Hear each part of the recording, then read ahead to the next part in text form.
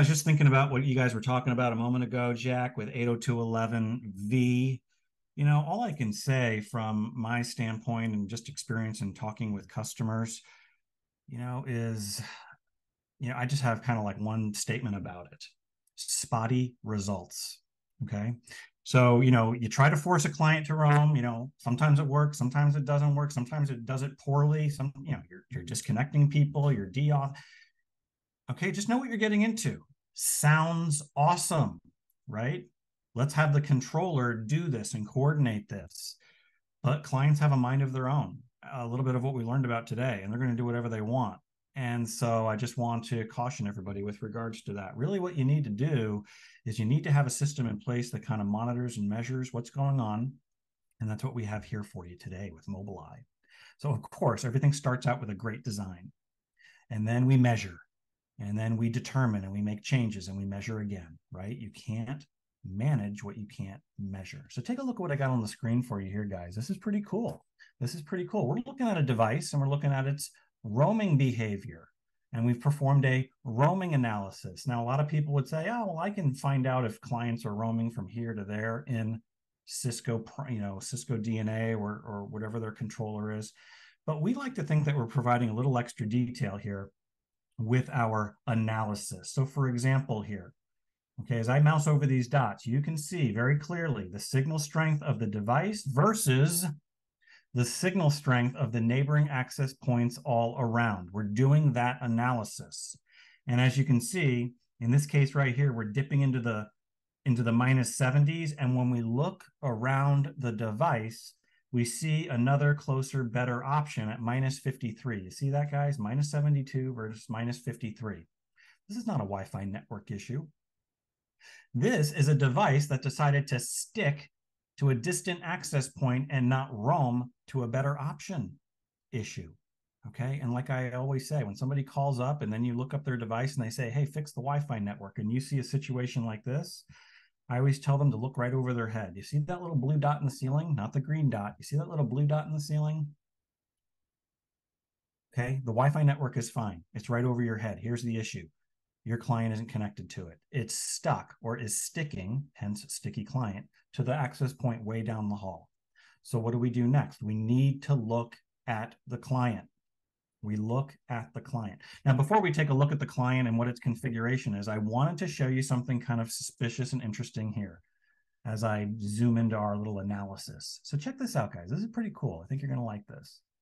One of the things I noticed as I was moving my mouse back and forth here is that as I moved from good signal strength to a little bit poor signal strength and then back to good signal strength, as you can see here, I noticed that my channel and band switched.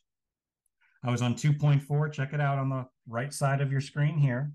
And then boom, I went on to channel 56 before, and then channel 100 right there before going back to channel 1. Wow, isn't that interesting?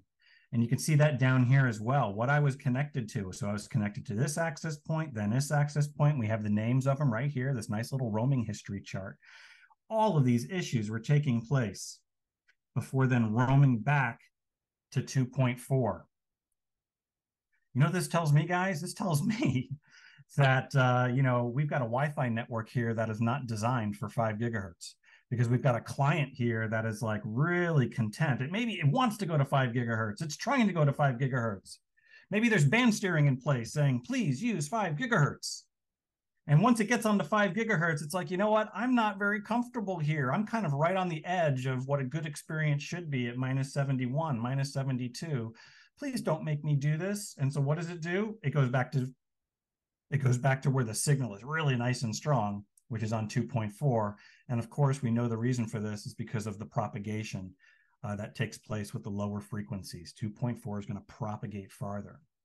So what we're going to want to do is we're going to want to increase the transmit power of 5 gigahertz by a few dB, right? That's a common practice.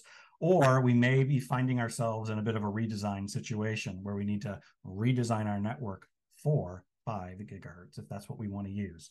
And I'll tell you what, in this situation, we probably do want to use. You know why? Because look down here. Yowzer. Look at all of the co-channel interference.